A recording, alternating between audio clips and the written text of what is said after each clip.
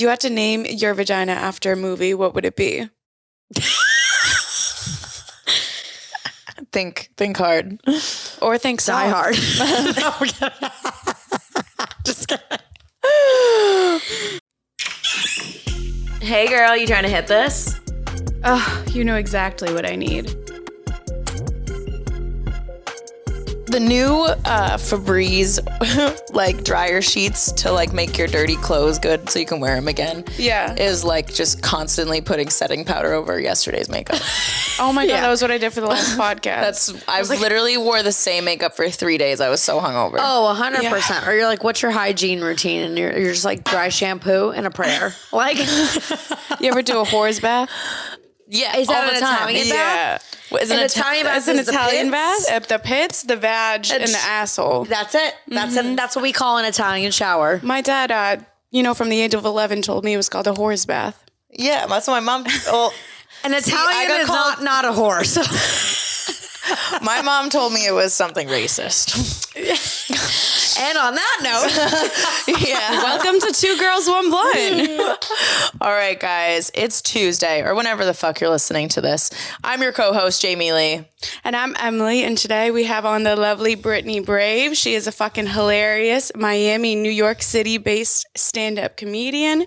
She's an actress. She's a producer. She created Catcall, which is an activist center for women to have conversations, comedy shows, talk about their experiences. She does it all. She likes words of affirmation too, I can tell. I love words of affirmation. Keep it coming. Tell me how amazing I am. Yes. Words of affirmation, physical touch, and cyberbullying are all of my love languages. I love that. I see you get heckled a lot at comedy shows. I've been seeing your comebacks. They're fucking hilarious. Thank you so much. I had somebody recently be like, I love watching you live because no two sets are ever the same. And the crowd is always like, they always like want to be in it with you. Yeah. And I'm like, I guess that's a compliment because you want people to like be engaged. No, that's definitely a skill. Sometimes I'll listen to the same comedian a couple of times in a row and I'm like, this is the same exact thing. There's nothing, you're not switching anything up. Yeah. Yeah. I mean, for me, no two sets are ever the same. I like engaging with the crowd, but like, I was like, yeah, I guess you're right. Like every time I'm on stage, people are always like, me too.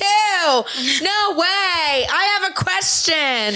Whatever. And I'm like, okay, here we are. I think too, you definitely do comedy for the girls. Like obviously guys too, but like it's relatable. So I think women kind of lack that when they go to see comedy shows. Like there's the comedy that they do is for men usually. So to have like to hear somebody who's like making something that you've experienced very funny and relatable, like they're like, yes.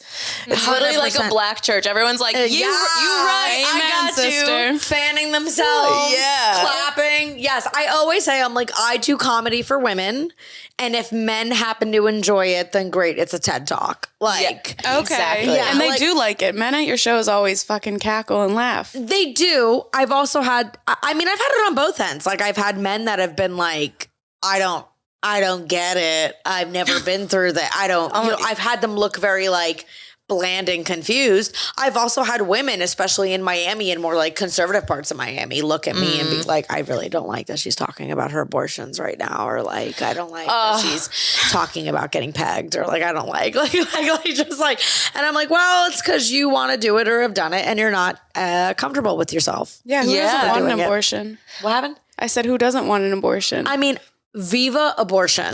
Yes, I'm pro-abortion. Yeah, because if I got pregnant, like I don't know how to take care of myself. Yeah, no, I'm like faking it. It looks like it, but 100%. It's all a lie. I mean, look at society. Society is such a mess. There's so many people that don't know what they're doing, that are making bad choices, that are hurting people. And I think that so much of that is a result of them coming from people that weren't ready to be parents or weren't ready to like really usher human beings into the world. Yeah. When I want to be a mom someday, like I super want to have kids. It's like a huge life goal of mine. You'd be a cool mom. Thank you. So would you guys. Thanks. But I want to do it when like the hoeing is out of my system. It's not out yet. It's not out of my system. So I gotta call get my shit together. Hit her up at Brittany Brave on Instagram. Yes, please. I'm ready. I still need to. Only if you have money though, and a sense of humor. Oh, That's very That's true. what I'm saying. I'm a hoeing for nothing anymore. Yeah. That's like for my 20s. Yeah. The 20s are for love and the 30s are for Business. health insurance. Assets. Yeah. A family that loves me. Yeah. I would love that. Yeah. Are you single? What? You're single? Yeah. And you're She's single. been celibate for a long time. So was I for a very, very long time. How long have you been celibate? It was like a year and a half. Okay. So it's over now. I had sex. Once. Yeah, once. Catch me up. One when. forgettable time. Once a month ago. I think I have chlamydia, gonorrhea, syphilis, AIDS. Like, I got it all from him. I was like, no, we've just been drinking for 2 weeks. Your coochie's fine. Drink some water. Pop a boric acid supplement Yeah. in Don't there. you always low-key? I feel like women always low-key have a UTI. I have a yeast infection. Yeah. No, I man. get chronic BV. It's the worst. I get BV. But it's only when I fuck dirty dick. yeah. And that's always boyfriends, which is so sad. I should listen to her. She's telling me what's going on. I tweeted this one time in the heat of a moment, and by the heat of the moment, I mean I was hungover, and I was like, if he gives you BV or a UTI, or he fucks up your pH, It's over. he's not you. He's not for you. No. Yeah. It's your body rejecting Your body is literally being like, She's like, no, bitch. no, bitch, this isn't a fit. The chemistry's not right. Get him out. I swear to God. No, it's so true. I got BV and a UTI from my ex. I still didn't listen to my vagina. No. I had sex with him for months Emily after. was dickmatized. Pussy knows best. Pussy. Yeah. Brain does not know best, though. I have to. Toxic dick is the most dangerous dick. You'll go down for toxic dick. It'll ruin your life. You'll lose Toxic- morals for toxic dick. Toxic Yeah. pussy will put you through hell. Toxic pussy is great pussy though. It is really great. And it's attached to a woman, so it's still going to be stable and loving and empathetic and caring. Exactly. It's like a warm hug. Unless it's my mother. Then it's a cold viper squeeze. It's a cold My gaping mother's- hole. My mother's pussy is a real cold cold. hallway. A cold haunted brothel. That's why I came out blue, lack of oxygen. That bitch was squeezing the shit out of me. That's it. Yeah. But toxic dick is it's a real thing. And I know what I think like the bigger point is that I think it's like straight women. It's so hard to find truly fulfilling dick. Like good dick, like the kind of sex toxic dick gives you without the symptoms. 100%. Without the chlamydia. Like, could I drink without getting a hangover? Could I this without doing that? Like, it's like trying to enjoy the moment without having the consequences. And I just think toxic dick is super addicting because it's very hard to find genuinely good dick. So when you do, you're like, I'll put up with the fact that he has mommy issues and he gaslights me because like Yes. he just puts it down. Yes. I was just going to say the worst is toxic dick that doesn't fuck up your pH. Because you're like, Am I in love? yeah. I'm like, fuck. I don't have any reason to leave besides the fact that you're a piece of shit. But like, I'm looking way past that. Honestly, you are an A++ kind of guy when your dick's inside me. Like it all goes out the window. That's all that matters. D- when you're outside of my body. The A+ moment you leave, I hate you. But the moment I get a text message that says, "Hey, you up?" I'm like, Yeah. You're Put my a favorite baby person. in me. I literally started seeing a guy recently, and one of the like, who knows where it's at right now? It's probably over, knowing me.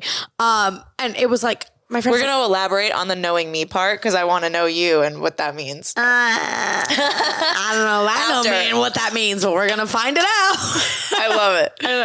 But I was like, he texts so well. And my friends were like, really? I was like, he communicates and he can spell. And he's like, is the bar that low? And I was like, kind of, yeah. Yeah, Like, this is Miami. There's no good dick around here. at all. If you spell WUT though, I feel like you're putting it down. You might not be able to read, but you will be able to make me come. If you text like someone who works at an Auntie Anne's at Dayland Mall, or you still use AOL, AIM As your email? So are you fucking older men? I used to fuck older men. Oh, you're going for the younger now. I'm trying to go from no more younger. I'll never do younger. How young is younger?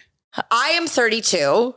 I am not going lower than 32. That's what I'm You saying. could literally pass for like 22. I know. That's amazing. Which is why the 52s are into me because I look barely 22. That's why they're like, ooh. They're like, yeah. you're still fertile, and you're like, I should freeze my eggs soon. Yeah. I'm like, you don't even know, dude. Like, everyone thinks I'm like young and like inexperienced or whatever it is, and then I open my mouth and they're like, never mind, she's been through some shit. Yeah. I feel like though I've been through some shit when I was in high school. Actually, that makes sense why like 35-year-old men were still hitting on me. Yeah, man. They're like, she's, I don't know, 15 going on 30. Well, you have that energy. Like I've always had older men. Like I've had so many ex-boyfriends that are minimum 7-8 years older than me. My last ex-boyfriend, who was an abusive maniac, but he was like 17 years older than me.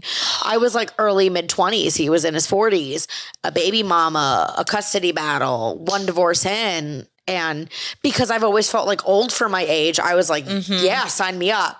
I'm ready for that. Oh I'm ready for God. this. But the thing is, we were not ready. We thought we were so mature, and we were not. At all. Ruined me. Yeah. Yeah. Like all of a sudden you're in that and you're like, never mind. And now you can't backpedal out of it. You're like too far in. And you're like, oh, I'm dealing with shit that I'm not even equipped to deal with right now. What were some red flags that you missed about that situation? Now looking back, now that you have that like wisdom of that experience and having more dating experiences after. If any person ever talks about their ex in an extremely negative light, they're crazy, they're toxic, I'm talking extremely negative. Like if you're fresh out of a breakup, sure, maybe you're not at a point where you have the inner peace to say, I loved them, it didn't work out, it's fine, let them go, whatever. Yeah. But I'm saying if like a guy or anybody you're with is bashing, dogging, they are the problem, and it's really over the top, they're the problem. Yep. Okay. That's number one. I missed that with one of my exes. I missed that with a few. Yeah. Yeah. And a lot of them, actually.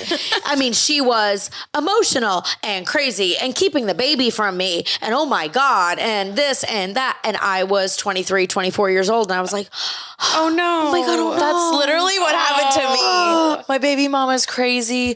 Like, she's trying to take the kids. We're in a custody battle. I just want us to have a family. You're going to be the new mommy. You should take over. You should take care of her. Yeah, you're so nurturing. And I'm like, with you. Am I? I'm good with kids. What? You love me? Every plant in my apartment is dead, and I can't even remember my birth control. Are you kidding me right now? Yeah, like you don't even know me. He's like, you're perfect. I want you to mother all my children. Right. I was like, I'm about to be manic in 2 weeks. Literally, once I start ovulating, it's over. Do you have baby fever? I have big time baby fever, but I know I can't have one right now. Yes. I'm barely holding myself together. I'm a fucking stand-up comedian, radio personality. I'm doing this shit every night. Yep. Do you have any You pets? are a hustler. Thank you. Do I have any what? Pets? No pet. I don't even have pets for that reason because I'd feel guilty. When I have something that I'm responsible for, I want to be there for it. And right now, and then I'll kill it. That's why we have all these fake plants. Exactly. Yeah. So I have baby fever, but I'm somehow still rational enough to know, like, I can't do this right now. Yeah. For me. But every time I see babies or I'm like starting to like a guy, I'm like, yeah. But if you were Kylie Jenner rich and you could afford nannies, would you have a kid right now? No. Because career-wise, right? Damn. Career-wise, I want to be able to dedicate everything to my career and get to... You're on like the precipice of like... Do you know what I'm saying? I think so. I hope. I've seen you grow so much in the past year.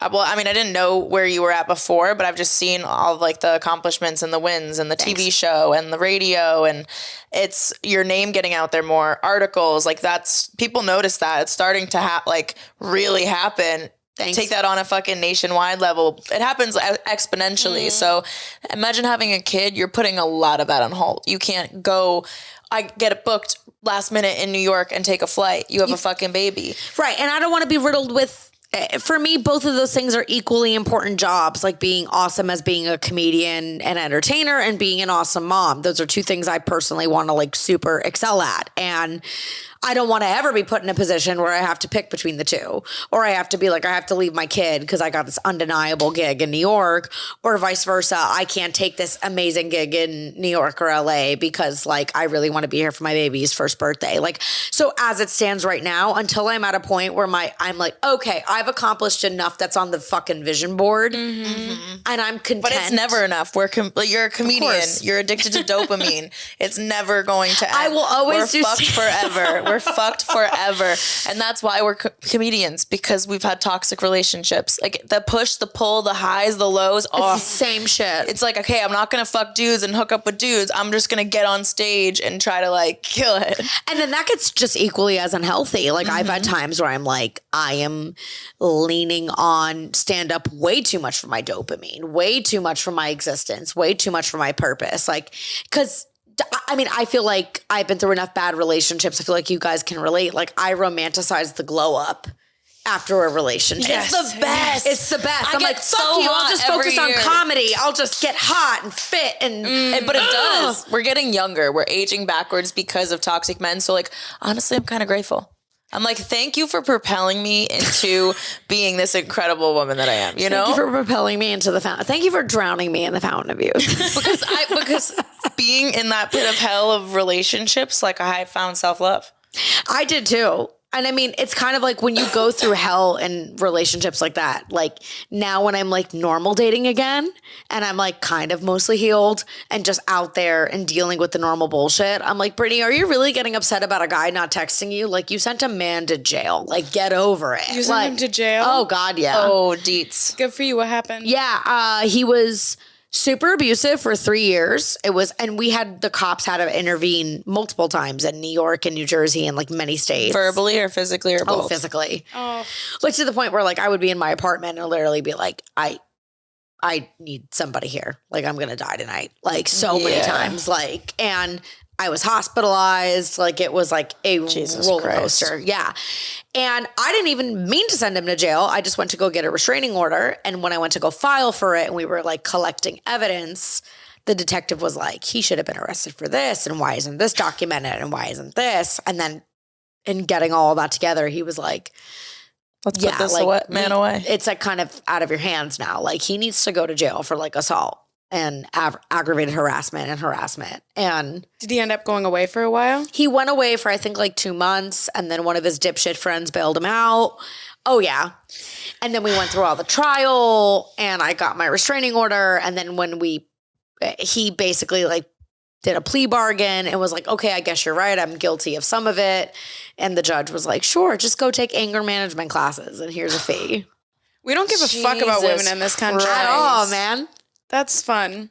At all. That's fun. I was like, he got what now? And my lawyer was like, oh, like a fee. And he has to do like anger management. But like, you know, they're not going to go too hard on him because it's like his first real time. Like, it's not the first time if there's multiple accounts of abuse. Also, he had accounts, but they were in other states from years ago. He was a nomad for his life. So when you pull up a background check, you see in Seattle and LA and Austin that like there were domestic incident reports and like small, but if it's not in the same state, it doesn't add up and it's so fucked. Why can't you use that as history? That literally shows a pattern. I presented all of it, but the state of New York was like, unless it happens in the state of New York, it's not under our jurisdiction. So we only are concerned. And I was like, whoa. You know what I miss? You know what I miss? I miss like the Italian mob phase. Like some people should just get their legs broken. Like you can't put trust in the justice system. You got to send Tony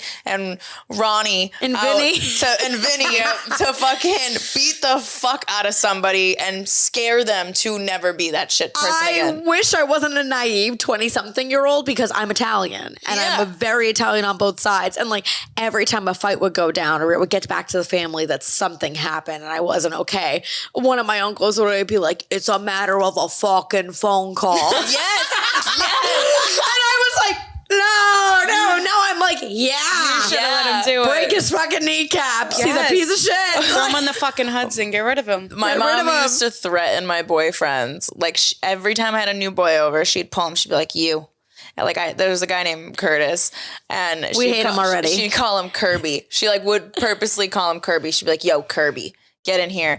And he sits him down. She doesn't say anything, just looks at him, opens a fridge, grabs a beer, cracks it open, drinks it. And she's like, you fucking my daughter? And he's like, no, like we haven't even kissed. Blah, blah. She's like, good. Cause if you do and you fuck her over or whatever, like, she's like, I'm going to get my friends to come down here and they're going to beat the fuck out of your parents in front of you. Yeah, they're gonna break your dad and mom's And poor legs in Curtis front was of like, you. I'm pissing myself. He was like 16. He was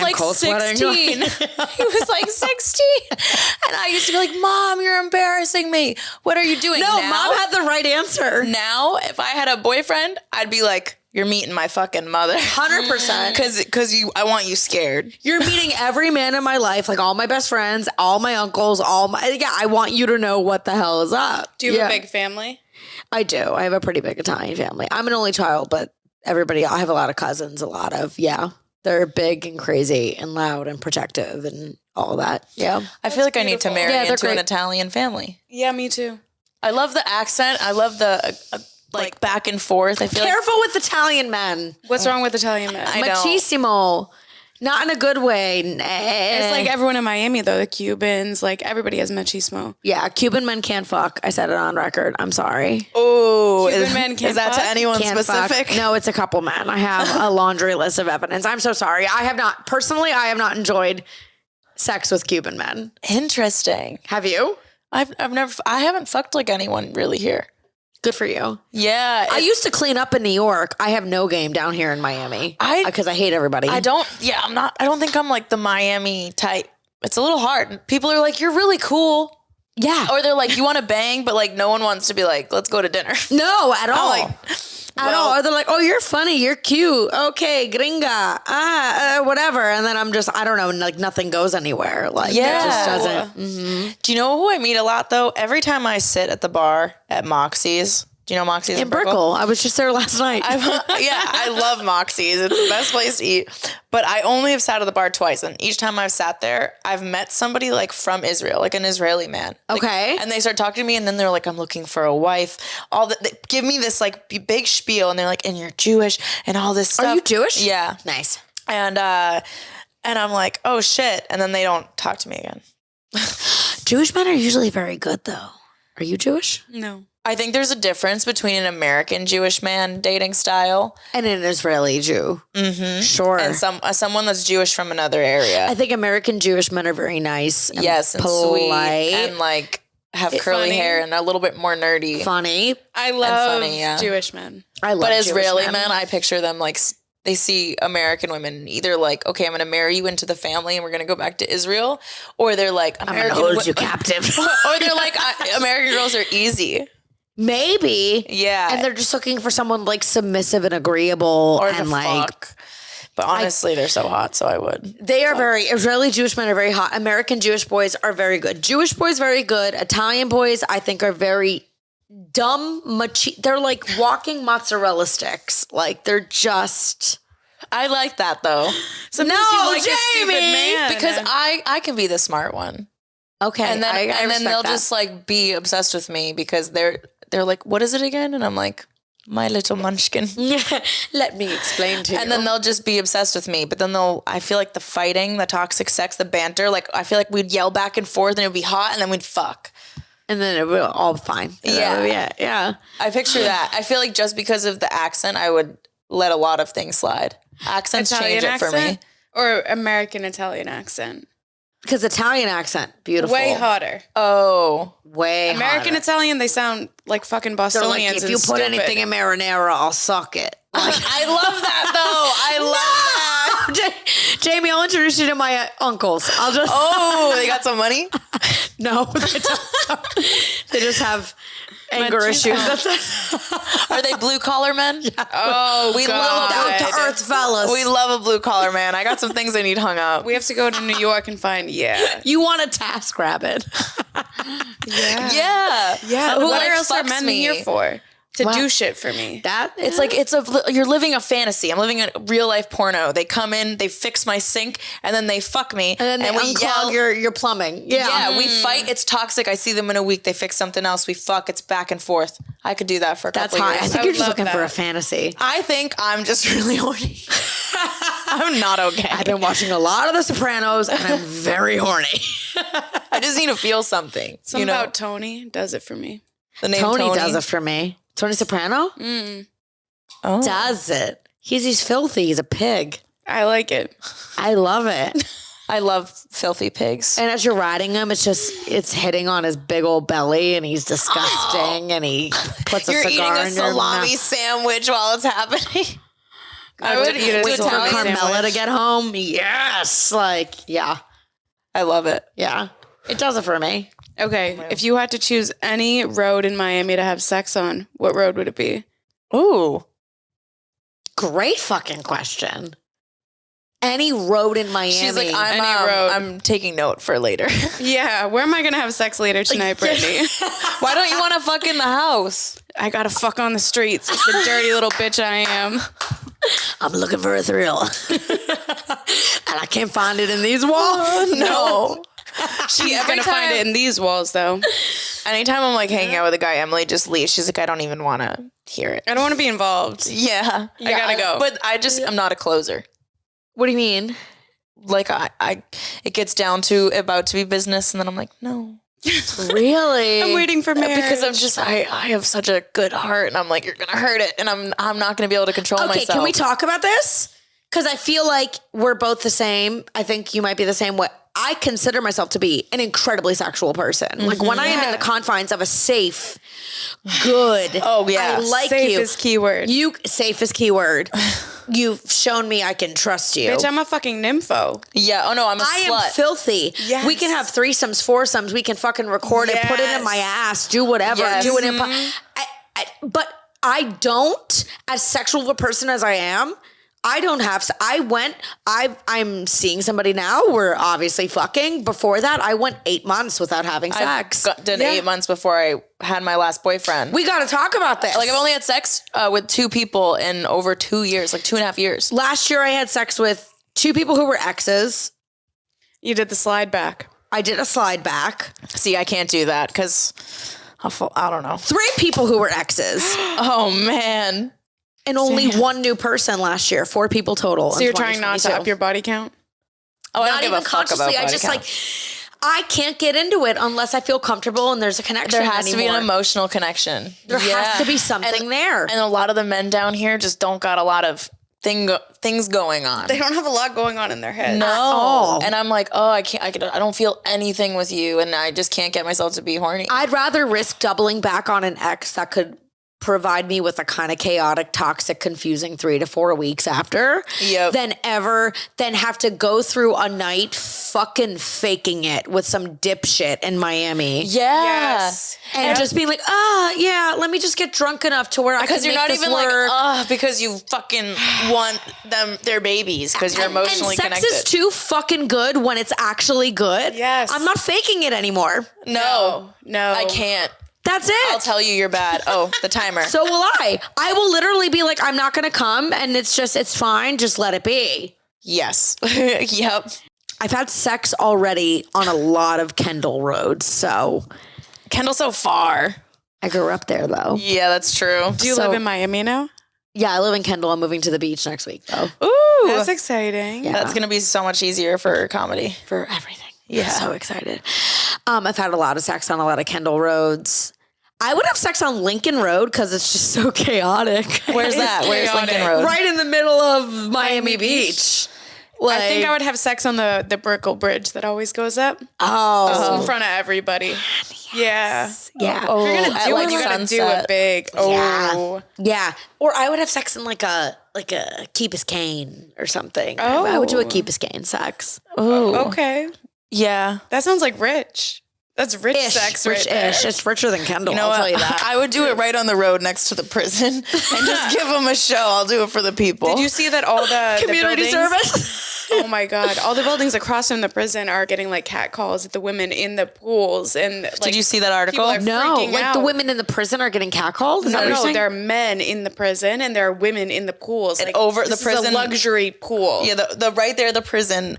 It's 2 buildings and the prison's in between and the pool's on floor 10. And so the people in the prison just see directly down to the pool and they're catcalling women. Like they're saying like vile shit to them, like take your top off. Like, Let me see that labia. yeah. That also sounds like us after a night out. It does. Like we definitely. It's different though when girls do it. Girls, on a girls' night, we have a whole new set of rules. Sometimes I wonder if like I'm sexually harassing our guy friends because I'm like, take your fucking dick out, bitch. Yeah, I do the same thing. And they're like, oh, that's weird. And they're like, should I? They're like start finally jerking it in the waiting for corner. you to Sometimes ask. I'm like too supportive to women, even when I'm sober. I'm like at the gym and I'm like, you have such great tits. Like you look great while you were working out. Yeah. Like, Can I touch them? Can I touch them? Are Like, they you look real? And they're like, what? And I'm like, just want to let you know you're killing it. That's it. Like, I love your totally titties. Are you bisexual at all? I'm very bi-curious in the moment right now. I've only ever had sexual encounters with women in the context of threesomes. So what's the gayest thing you've done?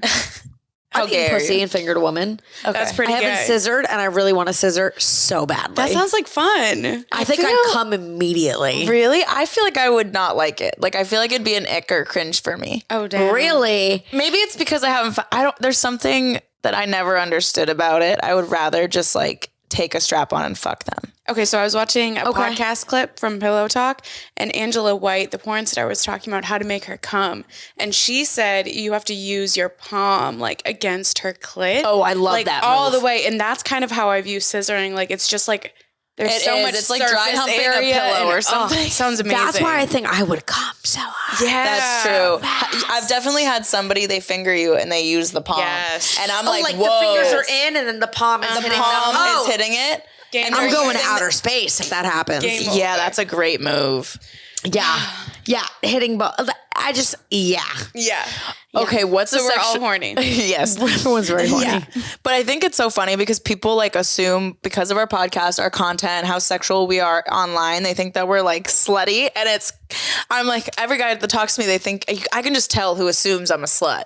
Yeah, me too. And I'm like, oh, interesting. You read me that way? You didn't see that I was a marketing genius and made you think I was a slut so people would pay me? It's all You part of the loser. pyramid scheme, honey. Yeah. Like, it's like we were talking about OnlyFans. And like, I'm on there now too. And it's like half of the shit that I'm doing on there now is like, I'm just going through the motions. Like, I'm not invested. It's like you're actually married to the men who you're talking to on OnlyFans. Correct. Like we're already 10 years in, honey. We have 5 kids. Just fuck I'm me. putting Just this take shit it. on autopilot. Yep. I'm just a really good actress. Yeah. Yeah. And it's like, well, it's also like the kind of principle, like I was talking to a friend about like how soon to sleep with a guy that you really like. And I've done it on the first date and been ghosted, done it on the first date and whatever. And I'm like, I usually feel like as if like the guys I really like are the ones that I try to hold out with. If I fuck you too soon, oftentimes it's because I already know there's no future. So it's that same principle of like going through the motion. I don't know. Like it all for me makes sense. Have you ever friend zoned somebody that you liked? Yeah. Why? I just realized I didn't actually like them.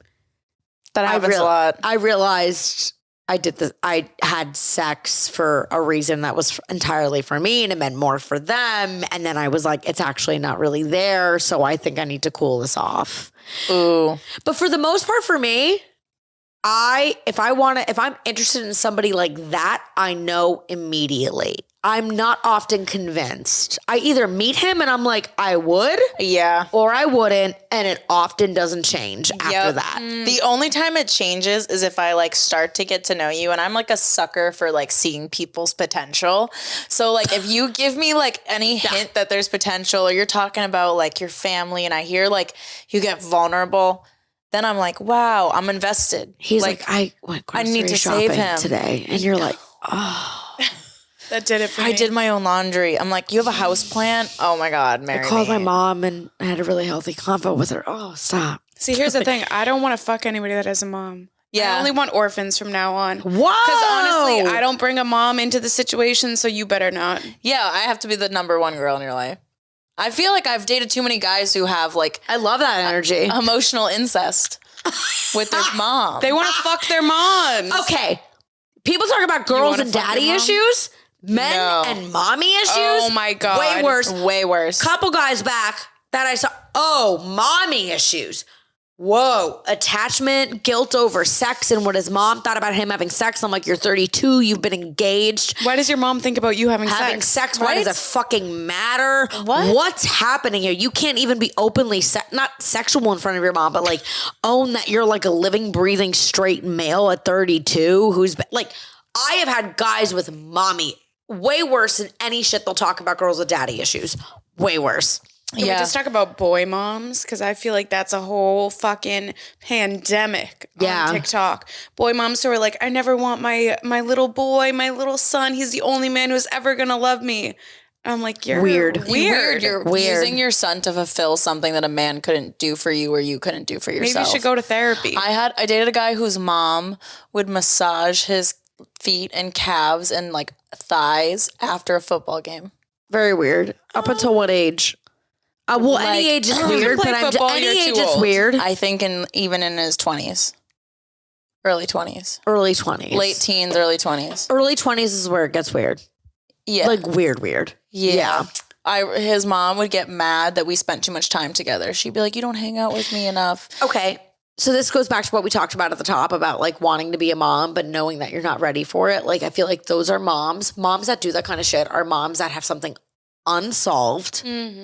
And repressed. And I don't want to go into being a mom with any kind of resentment or whatever. Like, that is a mom that became a mom and hadn't worked shit out yet. Yeah. I feel like our generation's kids are all going to be so much better because our generation's like, fuck, we got to work on shit. Yeah. And then I'm looking at like the babies that are coming out now and the communication skills that these 3-year-olds, 4-year-olds, 5-year-olds have that men in their 30s, 40s, and 50s will never learn in their lifetime. Ever. That honestly, I still struggle with. Yeah. Like, how are these children better than me? Because they were just taught right from the bat. That's all they know. Yeah. Oh, that hurts. That hurts. Also, children have this freedom to be really vulnerable and honest in a way that it's like when you're an actor, they're like, connect to your inner child. When you're a comedian, they're like, connect to your inner child. And I think there's a reason because like you're just you. You're not overthinking shit. And like you can be vulnerable. Like, yeah. So we can learn. Communication is hard. For the longest time, I talked a big game about how men are emotionally unavailable and don't communicate well. And then like last couple guys that I was dating, I was like, yeah, Brittany, you can work on your communication. A little bit. Like, you're not super communicating everything and like you're not as direct as you think you are. Like, it's humbling, but I think it's a part of the experience for anyone healing. When you start healing, you notice everything in other people typically. Most people don't initially look inward. They just start recognizing it from other people. And then you hold anger because now you're starting to heal and you're like, fuck this. And you see everybody. You see the bullshit for what it is. Yeah. And then after a while, you go through a couple of things because you're like, I'm healing and I'm healed and I can do this. And then something happens and you reread the text messages like 5 months later and you're like, whoa, I handled that so poorly. Badly. I handled that terribly. You're a psycho, Jamie. Wow. Or then you start walking it through with your friends and they're like, why were you assuming? Why did you just do that? Obviously that hurt him. He had no idea you felt that way. Blah, blah. And I'm like, well, okay. Yeah. Like, so you have friends that call you out on your bullshit? I only keep people around me and close to me that call me out. I love that shit. Call me out. It's super important. It's so important. Call me out. Make me a better person, or else there's no point in having a relationship unless the people around you are going to like level you up. Okay, do you feel that same way about men calling you out, specifically ones you're dating or talking to, or do you get more defensive because it's like a man and you're like, why are you telling me what to do? If I'm getting defensive over him calling me out, then there isn't a real connection and the power dynamic is off. If I truly feel secure and good with him, he can call me the fuck out and be like, you're being a brat right now. Stop it. And you'll like be like, and I'll receive it because I know it's coming from a trusted source. Yeah, in a safe place. Like emotionally. And that comes to like guys who are listening from you practicing it. like you actually have to provide that energy and that space, and it takes practice. Like, you're not going to be perfect at it. Maybe you can provide a safe space in a certain aspect of somebody's life or context or something. You may be really bad at communicating your emotions, but everywhere else you can be super safe. That will allow you to start you feeling safe to communicate your emotions. Yeah. And you have to find somebody that like you trust doing that. You can only trust people doing that if you see them constantly making the right choices. That's what I mean. When they're it's like, tested. I think that's why we get like upset whenever friends give us unsolicited advice. I think if you're getting defensive or you don't want to receive it or you don't trust it or you don't believe it or buy it, like it's because it's coming from a source that you don't feel comfortable or trusting with.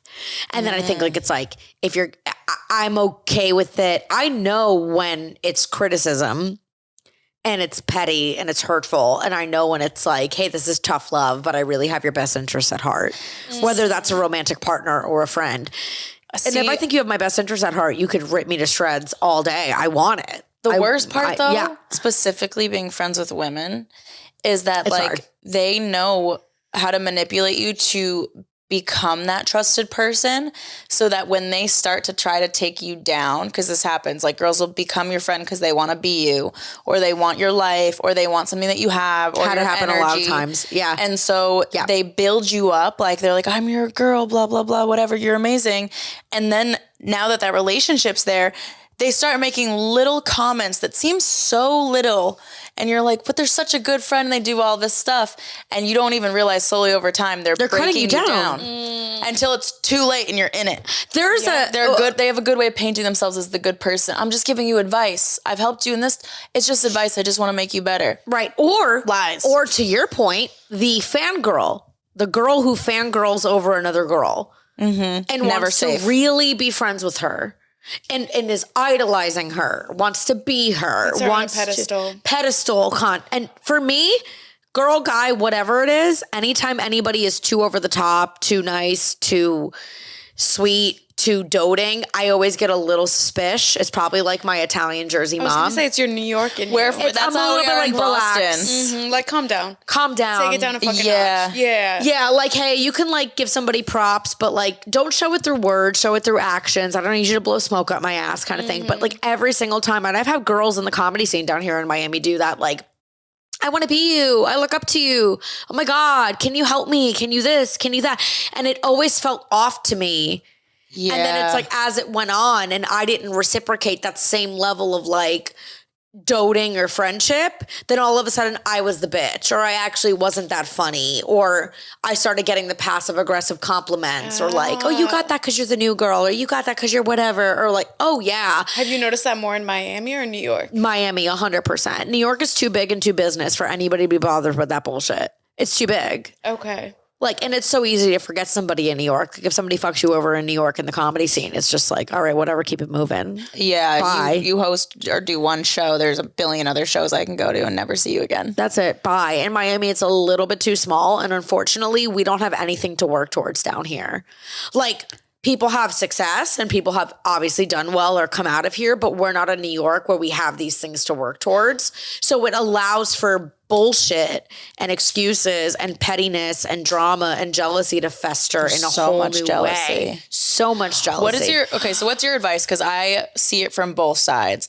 When I was first starting in comedy, like I'm super social. So I started talking to everybody, like getting to know them. Like I'm like, let's go to a show together, because I didn't want to go by myself. I was trying to like create friendships in that group because I was in an area with like no friends. And I was like, this is what I enjoy doing. I would rather have friends who are doing what I'm doing. We can carpool, do whatever. And I think that anytime anyone new starts comedy, everyone in the scene is always skeptical of them. They're like, who's going to last? 100%. And so like there's this like disconnect between like experienced comedians and new ones, like, because you don't want to help and invest in somebody who is either using you to get ahead or is just going to quit anyways. So I get that as being somebody in it. But also, like, what's the advice to new comedians who do want to get to know people, and how do they break that barrier in a healthy, not using fangirl way? I think you get to know people and you earn your keep by just being undeniably funny. And once people start focus on the funny, the only thing that matters is being funny. That's at that point. Stand-up is so hard and so cutthroat, and it requires this level of like self-awareness and writing and hustle and commitment. I felt the same way. Like when I first started in New York, and I did improv and sketch, but I had never done stand-up. And when I first came to stand-up, I was like, damn, people are fucking mean. No one wants to like talk to me. No one wants to talk laugh to me at your jokes, and that's hard to. No, they don't want to give you that satisfaction. They didn't even if I objectively did well on a show, I'd get off, and all these other New York comics that were like doing it longer than me would kind of be like. I used to hear like experienced comedians be like, "You're not that good at comedy yet." Like, oh, that was good. Like, you just made the whole fucking comedy club laugh.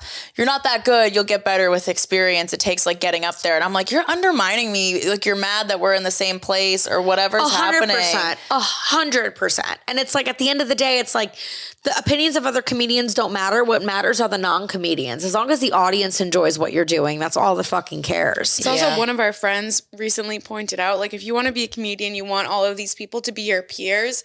Don't treat them like a fan, because then you just become a fan to them. I say that all the time. Treat them like your friend who you're going to fuck around with, who you'll talk shit with, and just get to know that, like you said, get to know them as a person, not like someone you're obsessed with. I deadass think that's why I was able to create a relationship with Joey Diaz. Yeah. Because he like shared a tweet of mine and like DM me because it was sexual. And he was like, hey, I just wanted you to know that wasn't creepy. I looked at your videos, thought you were funny, and thought you deserved a shout out, and I figured my audience would like this. He was like, your ass must taste like a milkshake or something crazy and dirty. Classic Joey. Yeah. And I was like, oh, no worries. Thanks so much. Like, very like chill and casual. And he's like, oh, what do you do? And I'm like, I do marketing. I wasn't like, wow, I love your stuff. Oh my God, you're so amazing. Thank you so much. Yeah. The moment you put them on that pedestal instead of like you as an equal in their space, earning your place. They wonder if you think you're worthy of being there. Exactly. Yeah. Exactly. Yeah. And it's like, even now, like, getting to open for people is super exciting and it's a great opportunity, but it's like, you got to be careful. Like, I see people like fangirl on social media about this, and I'm like, hey man, like, you're still their peer. Like if you worked at a company and you were the coordinator and somebody was the EVP, like, they wouldn't respond well to you being like, oh my God, you're it's just like, hey, I'm here and I'm an employee and this is my role. And you're here and you're an employee and this is your role. And yeah, you've been doing it longer than me, but also I'm bringing this to the table and that's it. But it's like, I feel like the way I combated, I had a lot of anxiety with that in New York. Nobody fucked with me in New York, like starting off. Like, I feel like they didn't get what I was doing. They didn't get why it worked for me so quickly. That's literally exactly what happened to me. Literally, like I got New York Comedy Festival. I got these TV credits. Like, it was like working for me in a really quick way that it wasn't for people that were doing it longer than me. 10 years. Like 10 years. And I felt the vibe at open mics. I saw the looks. I heard the bullshit. I heard all of it, and it hurt. And then finally, I was just like, I think at some point, the only thing you don't have to kiss ass. You don't have to pretend you want to have an informational coffee meeting and don't. You don't have to pretend you don't even have to like a headliner just because they're a headliner. Like, you could be like, I don't think that person's funny. Yeah, like, it's not my style. It's not my style. I respect you've been doing it for 20 years. I respect what you've done. I don't think you're funny, and that's okay. It's not my style. I think the one and only thing that cuts through, and when you will earn the respect of other comics, is like, you just start being undeniable. Like, they just see you around. You're always funny. You're not about the bullshit. Like, you show up, you're nice, you do your set, you're out, like, whatever. And then that, like, your actions speak louder. You build it over time. You build it over time. And it's like building trust in a relationship. Literally. Or it's like, even like male comics, like every single major male comic that I have a relationship with for sure has made a pass at some point. I'm sure you've had that too. You know how you bypass Every booker that? has bought my OnlyFans, and they're like, oh, by the way, you want to do this show? I just watched you come. And I'm like, yeah, I would love to be on your show because this is a great opportunity, but why'd you have to bring in the fact that, like, just jerk off to me and don't tell me? Yeah. Right. Like, can it exist that I'm talented and I'm funny and I'm also attractive, and can't you fucking, like, separate those two things and just be like, hey, you're funny and I'm booking you because of that, and engage in that on the other side if you want to, but keep it completely separate. I don't know. Like, it's like, no, every male comic has made a pass, even male comics that have helped me in my career. And the way that I bypass it is A, I just haven't done it. I've said no.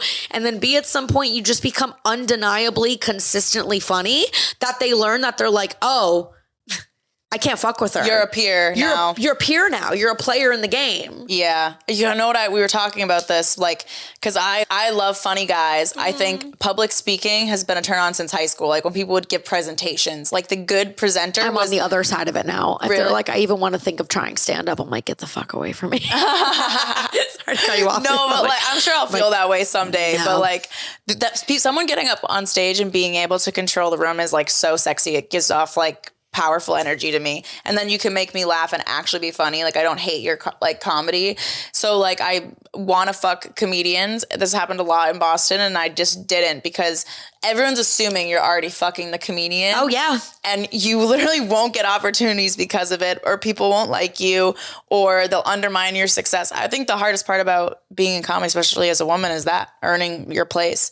And your place. And the imposter syndrome, because when you have so many people who are telling you you're successful or you're funny, but try to fuck you at the same time, it fucks with your head and you're like, am I funny? Should I be doing this? Do I deserve this? Or is it literally just because somebody wants this pussy? 100%. And it never leaves us. And for some reason, men can be attractive and funny, but women can't. Once we're both, it has to be she's getting it because she's attractive, not because she's funny. But it's like, isn't that partially what makes her so attractive? Is that she's funny? She has a charisma, and good at what she does. And again, I think it's like at some point when you're just consistent and you keep being funny and you keep working hard, like you're going to be so like, it's a year for all of us. Like you're just going to end up being so undeniable that it's like, and she's also hot, but more than anything, like we have to have her on this show. She's a killer. Yeah. And that just ends up eclipsing like the other, but it's hard. But you could also get the other side of that where they're like, okay, you rejected me for sex, and they just like shut you out of everything or like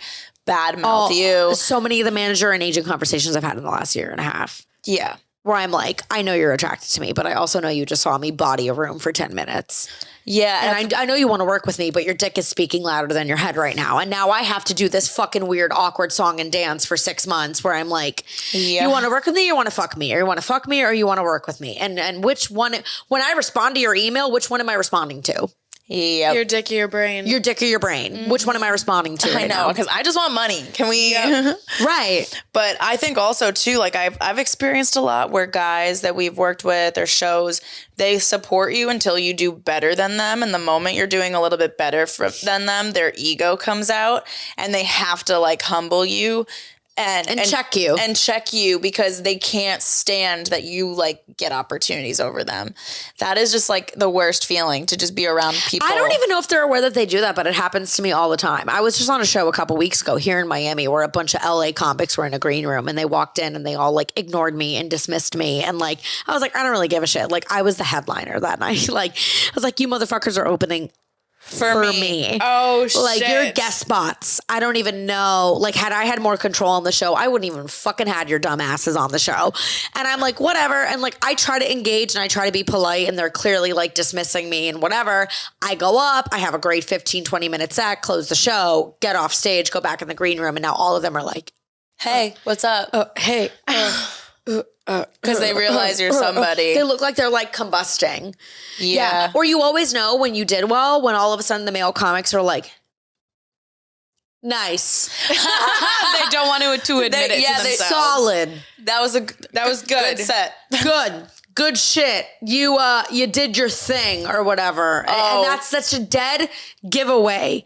That they're jealous. You thought when I got up there that it was going to be stupid and demure and not funny and bad. And then it was the exact opposite of that. And your dick is shriveling trying to process it. Yeah. It's so obvious. It's so obvious. It is very obvious. Men say they want powerful women, but then can't handle it. Yeah. Society says they want sexual women. But they can't handle it. To do everything. And I'm tired. Yeah.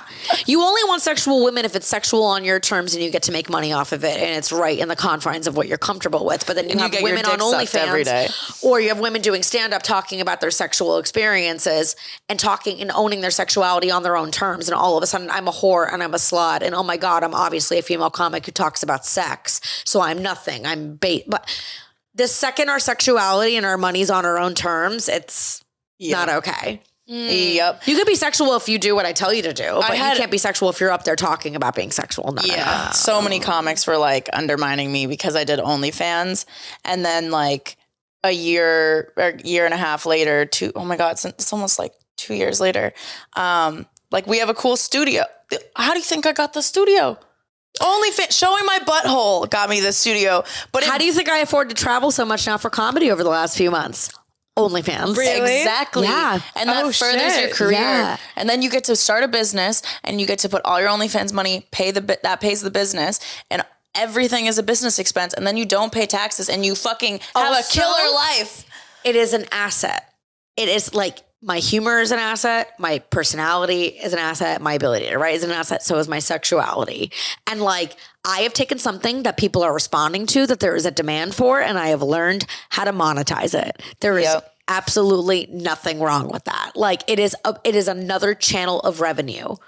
I look at there's my stand-up, there's what I do on social media, there's what I do with radio, and then there's men that like looking at me in lingerie or half naked or sexting them or whatever. And they're like, she can make me laugh and I get to see her boobs. Exactly. And I'm like, yeah, why wouldn't I monetize this thing that's clearly there is a demand for? There's men who want to see me in this way and talk to me in this way. I'm now making money off of it. Joke's on you for not.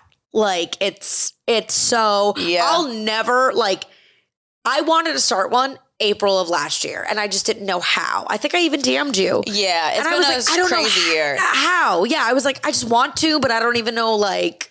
It's scary. It's scary. What do I do? And then, like, I got a comedy special with them at the end of last year, and I had to start the account in order to, like, do the special, and that was it. And then I just was like, this is fucking empowering. I feel hot as fuck. I'm making money. I'm having fun.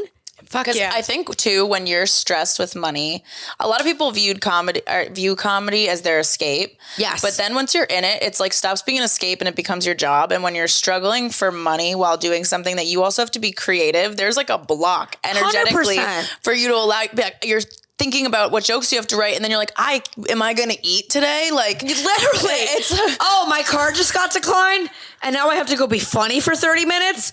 Ugh. Like, yeah. You're like, and now at least with OnlyFans, I'm like, I got some money in that OnlyFans. We're gonna be good. Like, I can like let this ride and breathe. You can breathe. OnlyFans allowed me to fully put, like, I don't know, just like invest in myself because my time wasn't taken elsewhere and trying to make money at a restaurant job or something. Fucking surviving. And so PM, but I'm on air for 5 hours. Holy shit. And running my own board. And I was new to it too. So I was like, I think that means you're going to kill it. Cause that's how you get, when you're not, you're like, you're not impression. What am I saying? English. Trust me. Like when I went into sales, I had no prior sales experience. So I was very moldable, and I was able to kind of like find my own way instead of like learning from other people, like something that worked for me. Yeah. And because it was like my way, I was able to do it better. Do you know what I mean? I was able to rise to the occasion. Like, you have to show up. You got just thrown into the pack of wolves. Yeah. And just have to figure it out. And that's how I've learned everything. That's how I've learned stand-up. Anything that I'm actually very good at right now, I learned because someone's like, you look like you're competent. Let's push you in the fucking deep end. And I'm like, that's the best way to learn, I love being under pressure. I do too. Yeah. Isn't that how diamonds are formed? That's how I got started on comedy. Yeah, me too. I went to an open mic because my friend was there and I was like supporting. And I was like, I kind of want to try this, but I was in sales and I didn't even know. And me and my girlfriend were in the audience, and it was all guys. And they were like, why are you here? Like, why are these two girls at this open mic? And I was just seeing how people write jokes. Like, I was studying, basically. Yeah, just like observing. And my friend goes, she wants to try stand-up. And I was like, oh, no. And they're like, you want to do stand-up? Get up right now. And I was like, I can't do that. I've never, like, wrote a joke before in my life. Like, I'm just here. I'm really new to the idea of wanting to try it. And I had known nothing about stand-up because my traumatic life, I didn't even have time to watch TV. Yeah. And everyone was like, get on stage. And I was like, fuck it. And so I went on stage for like 5 minutes. I told a bunch of stories about how I was like a bad Tinder date. Yeah. I got some laughs or whatever. And everyone's like, come back next week. And so that's when I wrote my first 5 minutes and came in. That's it. And that's how it started. I needed to be thrown into it because I would have probably never, I would have been like, oh, I'm scared. Or what if I'm not funny? I got thrown into stand-up for the exact same reason. Like, I was in that relationship, and when I would tell the stories of the shit that was going down, my friends were like, this is so, like, hysterical, but sad, but dark, but, like... funny. But funny. You're finding light in it. Literally. And they were like, well, you have to talk about this. Like, and where else would you do it but stand-up? And I was like, I would never do stand-up. I'm an improv girl. I'm, like, whatever. And then, like, literally, like, hungover out of my mind... My ex was like, in like the depths of like that relationship, I like closed the work I was doing for the day, got on the subway, went down to an open mic, and just like half drunk, like got a drink at the bar, signed up, and was like, I'm just gonna fucking. Did you have any jokes?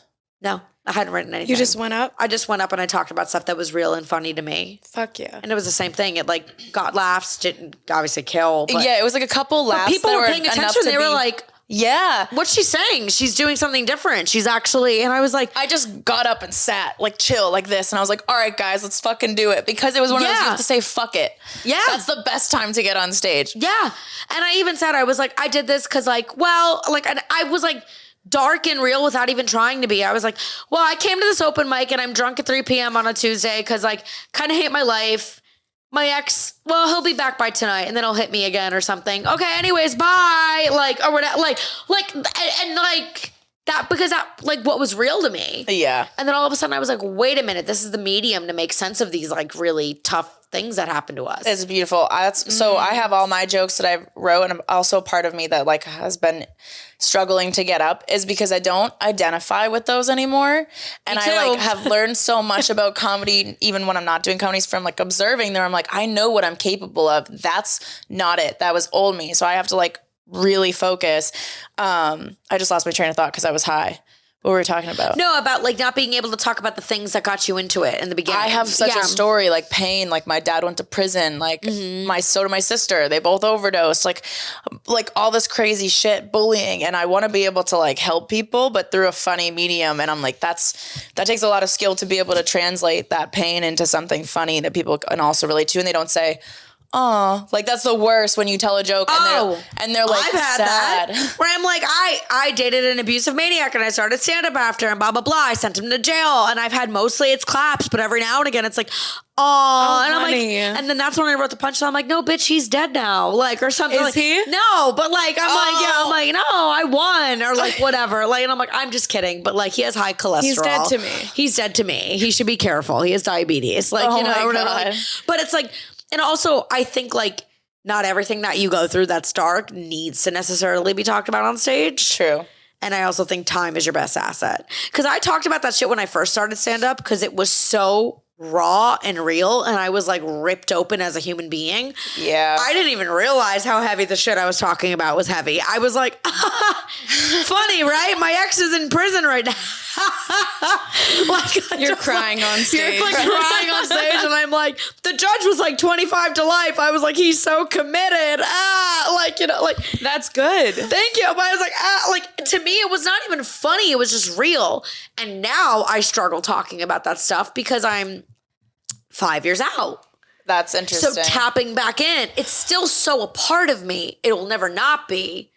But tapping back in to make it feel real on stage is hard because I'm 5 years out of it. Is it triggering more so doing it now, like those jokes? Than No, I then? always feel cathartic and empowered on stage when I do it. What's more triggering is dating now. Like it's just But underlying. isn't it crazy how much heartbreak does so much for entertainment, the entertainment world, like whether it's comedy or music, like people being ripped to shreds and feeling hell is what creates like magic. So sometimes I'm like, I literally was like, do I just start like dating and fucking around and not caring if they're toxic? Like I kind of need that to like find I'm afraid motivation. to be happy. Am I not going to be funny again? No, so that's what happened. Yeah. I stopped being as funny when I started healing because my responses to situations were no longer jokes because I wasn't lying to myself. So I lost a little bit of that like quickness because I was masking my pain with being funny. And then now that I was like healing, I was like, I can't access that anymore because my response isn't that. And then I'm also not relating. I'm in a different period of my life. So I'm no longer relating to the Jaime that was like hurt and funny.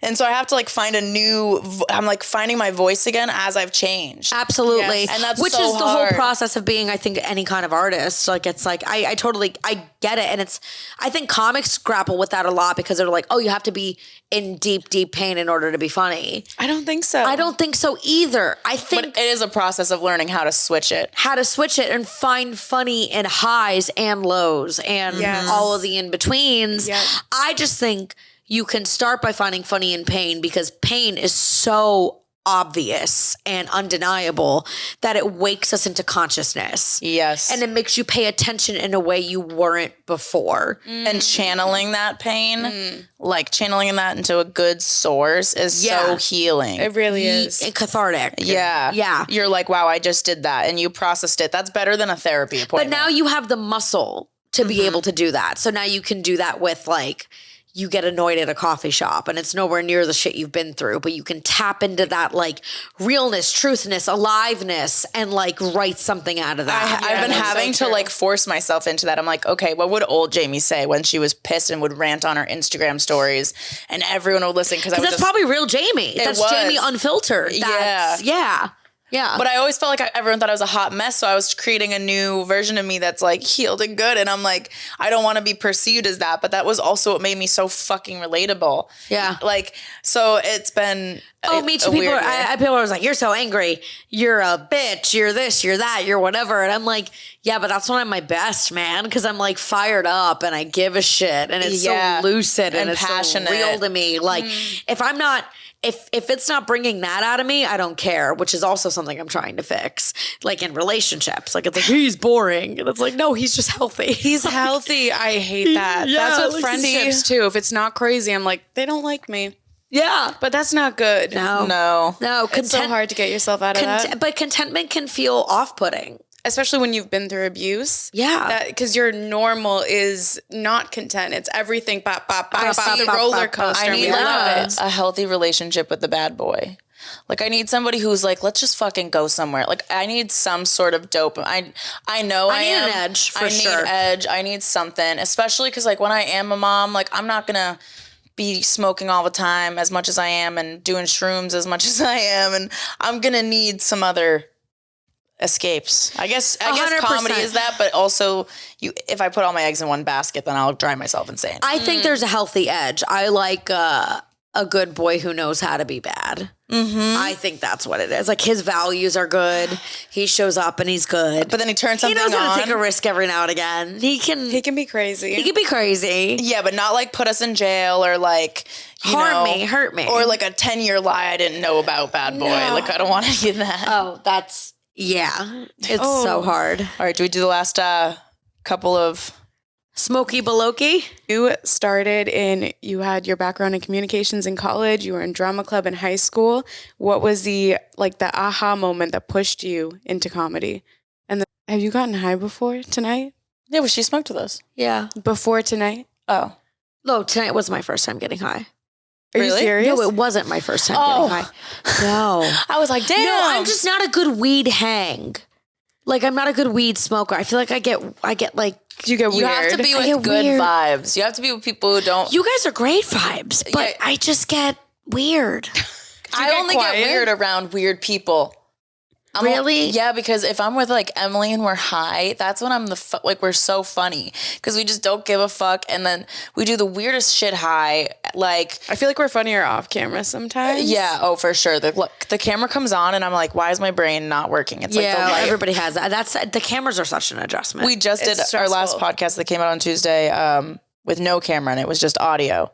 And we were killing it. It was nice because we could look at each other. I was listening to it and I could feel the energy and I was like, being a woman, like you're like beauty standards. How do I look? Like, am I okay? My tits, my hair, sitting up straight? Sometimes I'm like this, belly, and I'm like this, and I'm like looking at someone because I'm high on the podcast, and it's me for 10 minutes, literally going.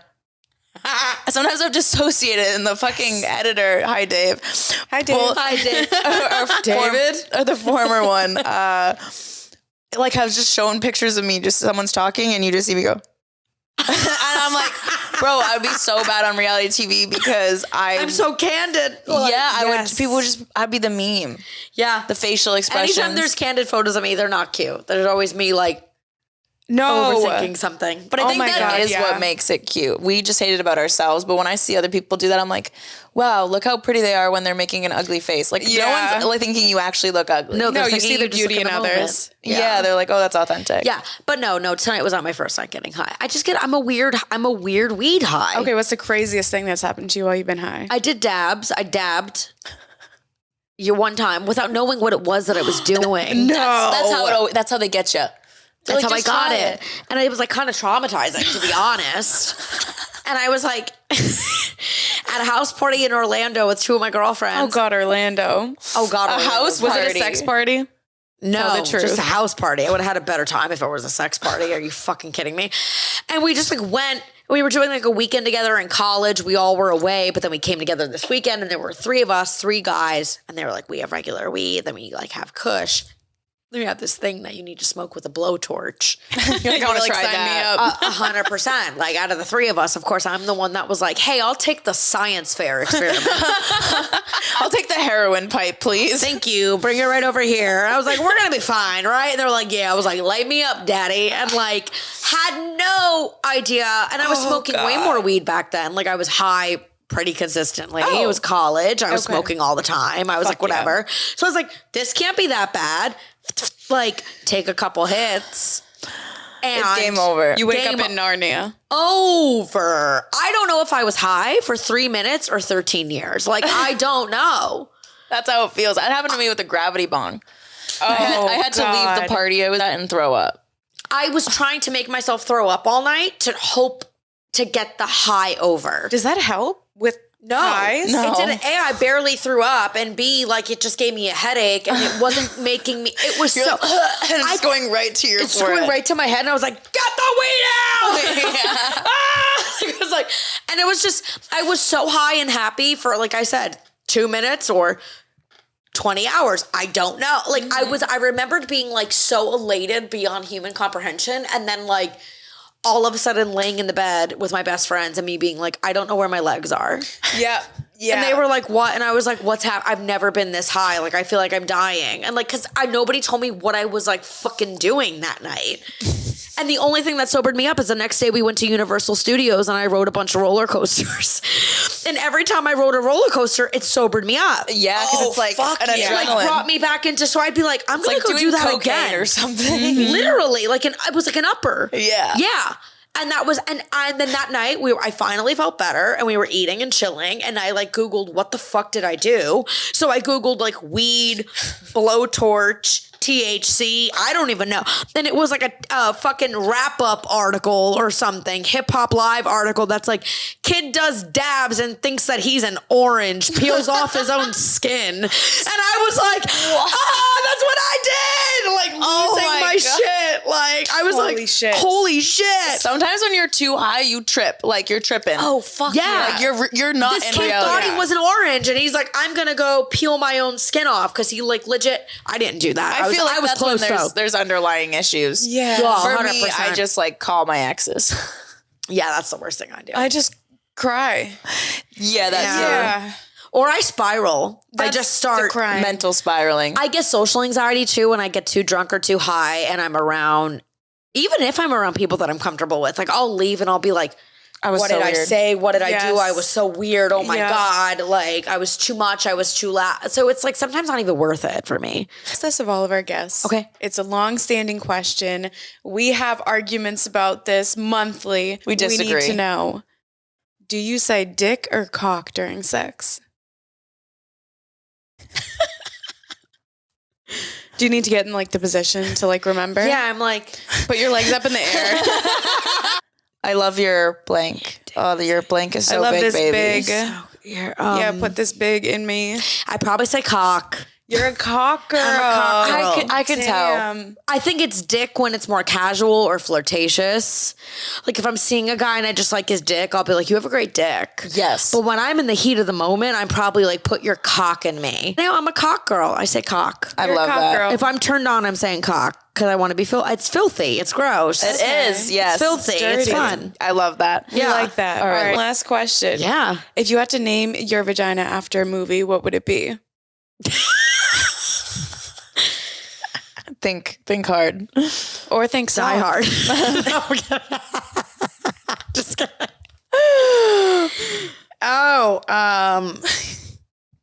This is a toughie. Mine's the movie Teeth. Oh, I'm just kidding. Okay. Kill Bill now. You only I fight like men that named one. Bill. Yeah, he's just not that into you. No, I'm kidding. Is that sad? It should be. I like all of those options. These are great ones. Really? You're coming up Yeah. with good ones fast. Okay. I still don't going. feel like I have it yet. Okay, I'll give you another couple seconds, Miscongeniality. Yes. That's my pussy's name. Miscongeniality. I love it. That's a good That's name. a good one. She cleans up well. She cleans up. She's charming. She's award winning. She looks good in a sash. You know what? Don't we all? Don't we all? Yeah, we do. Do you go full bear or do you leave a little landing strip? If I'm seeing somebody and actively getting laid, I go full bear.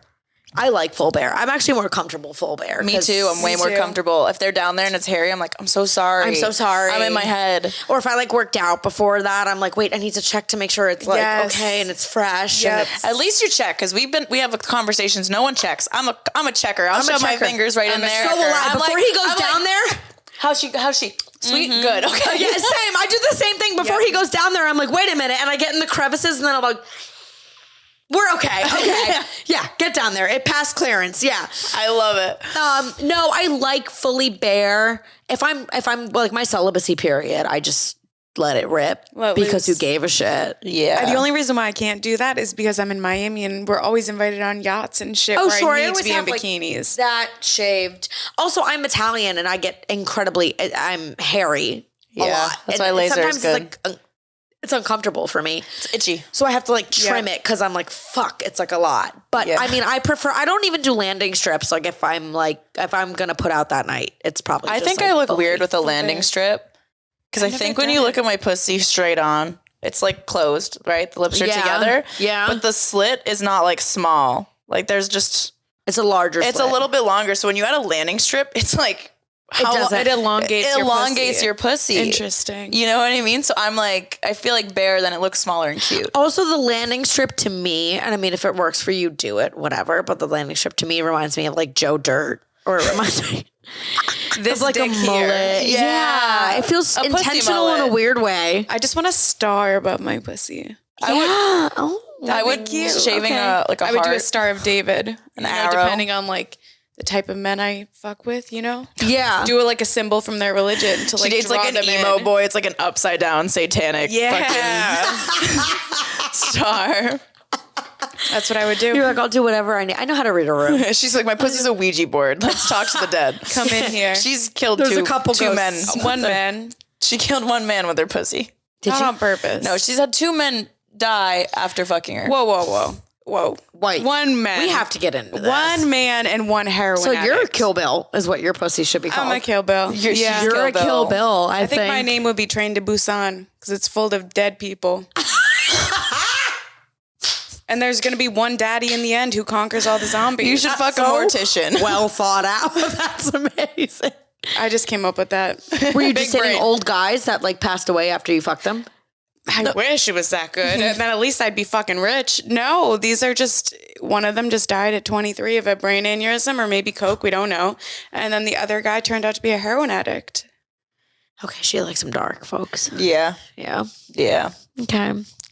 Mommy and daddy issues. Mommy, yeah. That's what's up. price That's up. you Do you miss pay. them? Were you dating them or was it just it happened? I dated one for 2 years and one was a fling after getting out of that 2-year relationship. Oh my God, but that's so much back to to back back. pain and grief. Holy She took shit. all of her childhood pain and just gave it to them while they fucked. I thought she was going to be they were just two guys that were around or whatever. She's one of them was a 2-year relationship and the other guy is the one that I tried to heal from.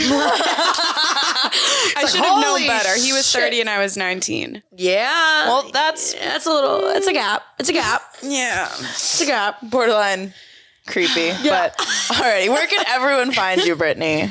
Oh, Or if you have anywhere. any, or if you have any announcements, this should be out on next I'm Tuesday. pregnant. No. At Brittany Brave on Instagram, Brit Brave Twitter, Brittany Brave Comedy, TikTok, Brittany Brave. Brittany, it's my real last name. Brittany Brave. Brittany Brave. She's a brave girl. Brittany Brave. I'm a brave She gal. was so brave for starting comedy. so brave for having those abortions.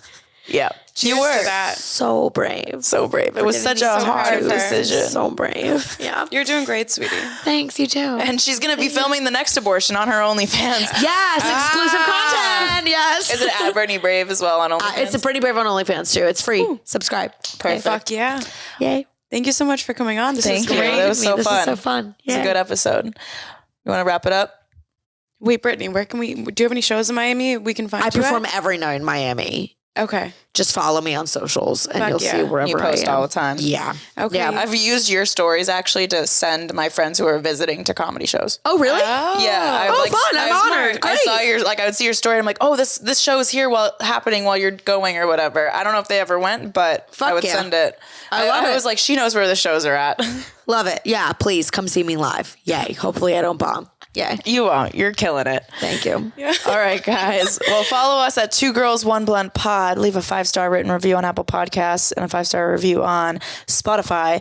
Can you actually subscribe to our fucking YouTube channel and watch us? Because I spent a lot of money on the videos and we look really pretty. So, I mean, look Pretty. at them. Just tell us we're pretty. like, you guys are just listening to Emily's big titty voice, but imagine if you could listen. see these tits. and I'm looking at them right now. Exactly. They look like cotton candy clouds. They They're very They really do. So do yours. Yours look great too. I'm so blessed every day. Jamie has her toes out. Not to brag, everybody, Oh, but they look toesies? very suckable. So does she Emily. just got them done. They look She like just got candy them done. hearts. So you want to subscribe to this video? That's what we're trying to say. Yeah. Which is, don't be we a should fucking have, if bitch. you didn't have to go to a show right now, we would have just collabed and been like, guys, follow us right after this. We're going to Hey, do we'll 10 schedule minutes, a day. 10 minutes topless podcast. Well, I don't know if I can be topless. I'll show my ass, but topless is a little underwhelming for me. But that's okay. I'm honest. I know. I'll show my landing strip. That's what I'll do. Oh, okay. She'll shave one just for She'll you record him guys. shaving it too. It already grew We'll back. shave it for her. That's the video. There we go. There we go. There, well, Emily narrates it. Yes. I like Yeah. that. All We're right. entrepreneurs. Well, stay tuned because this is definitely happening. Something's happening. Something. We'll see you next Tuesday, you filthy fucking stoners. Bye, motherfuckers.